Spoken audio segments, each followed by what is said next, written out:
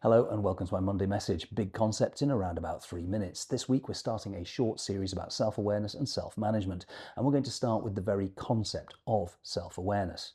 You may have heard the statistic that around about 90% of people believe themselves to be self-aware, whereas in fact only between 10 and 15% actually are self-aware.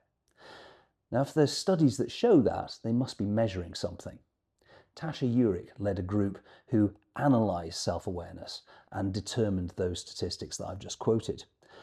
If you look at the research, it's extremely interesting, and it's summarised beautifully in a 2x2 grid, which is beloved of my Monday messages, as you know. So the vertical axis is really about internal self-awareness. It's about knowledge of what's going on inside you, who you are, what you stand for. And then your horizontal axis is external self-awareness. This is your clear-eyed view of the way that other people perceive you. So if you look at the people who are in the bottom left-hand box, these are what Tasha and her team called seekers. They're people who really don't have a clear-eyed view of either their internal locus of evaluation or those external views, the ways that other people see them.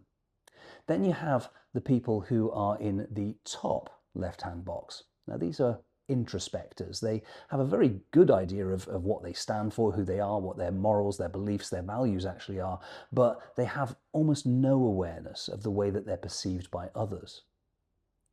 Then you have people in the bottom right-hand box, and these are what Tasha and her team called pleasers.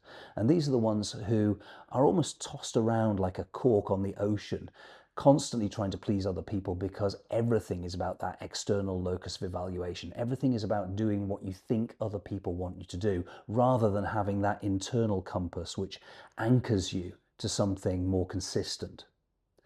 Only 10 to 15% of people in the various studies lived in that top right-hand box, which is the truly aware box. And those people have not only a consistent, constant, if you like, a moral compass or a personal compass of who they really are internally, but also they had a good idea of the way that other people perceive them as well. Over the next few weeks, we'll be talking about how you can help yourself to develop your clear-eyed view of the way others see you, and also to really anchor yourself with that internal compass.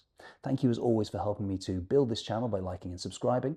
Thank you also for checking out the more detailed version of this in the blog that goes along with it on Substack. See you next week.